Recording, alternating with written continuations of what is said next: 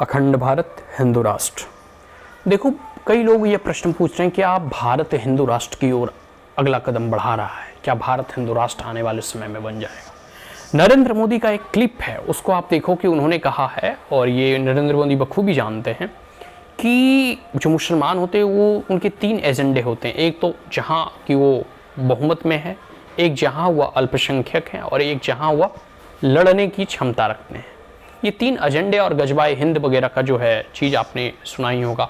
पटना में किस प्रकार जो है 1947 तक भारत में गजबाए हिंद करने की बात है। अभी कर्नाटक के में एक रैली हुआ, वहाँ जो है औरंगजेब वगैरह का फोटो लगाया गया, पूरे के पूरे भारत पाकिस्तान को जो है पूरे गजबाए हिंद और हरे रंग से उसे पेंट करके जो है पेश किया गया। तो इनके जो मंसूबे हैं उन्हें मोदी जी कभी कामयाब होने नहीं देंगे। और मैं आपको बता रहा हूँ, मैं एक राजनीति शास्त्र के विद्यार्थी होने के नाते राजनीति में भी हूँ और राजनीति में मेरी दिलचस्पी है, और कुछ चीज़ों को मैं पूर्वाभास हमें हो जाता है और मैं पहले ही भाप लेता हूँ।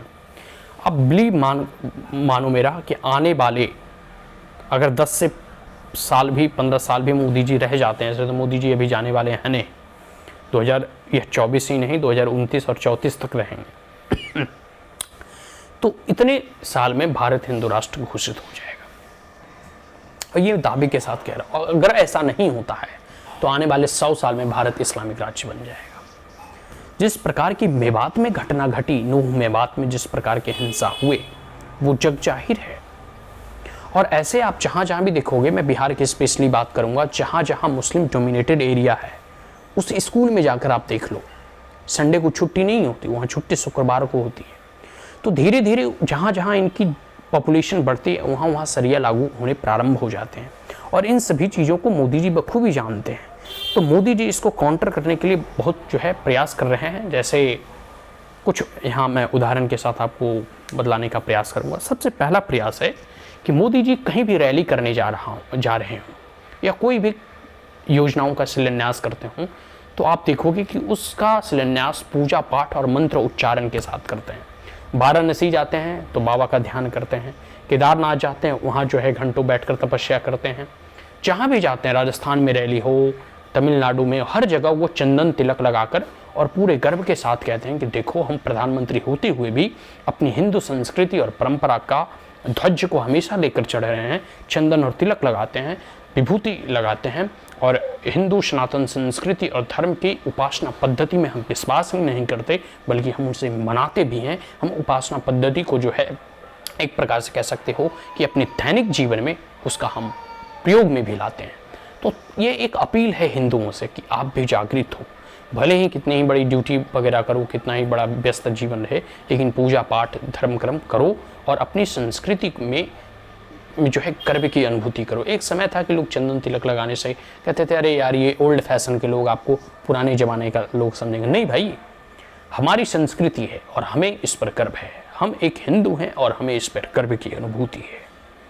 और उसी गौरव के साथ जो है आप अपने संस्कृति के जो है पूजा पाठ और पद्धति में गौरवान्वित महसूस करो। तो ये प्रधानमंत्री नरेंद्र मोदी स्पष्ट रूप से इंगित कर चुके हैं। उन्हें एक बार टोपी भी किन्हीं के द्वारा दिया गया, लेकिन उन्होंने पहनने से अस्वीकार कर दिया, क्योंकि वो अपनी सनातन संस्कृति में ही विश्वास करते हैं। तुम्हारा जो धर्म है वो तुम मनाओ, हमारा जो धर्म है उसमें हम खुश हैं। तो ये वोट को पाने के लिए अपने धर्म का चोला नहीं बदलते।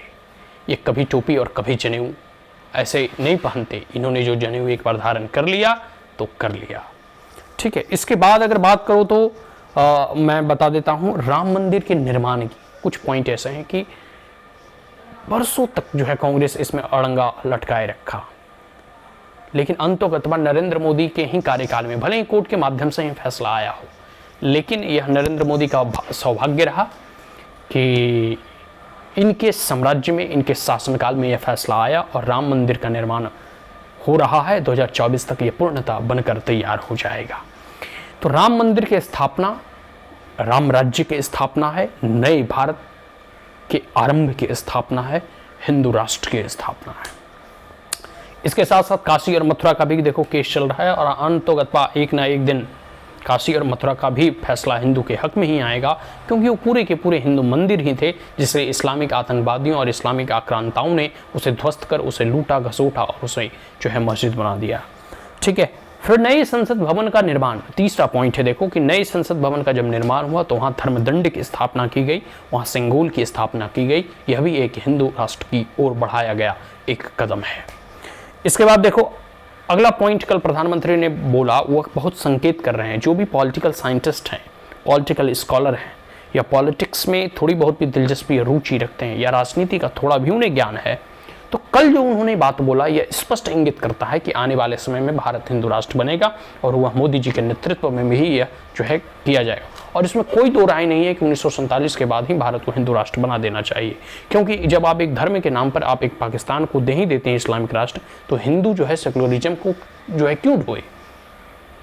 भारत को हिंदू राष्ट्र पहले ही हो जाना चाहिए था।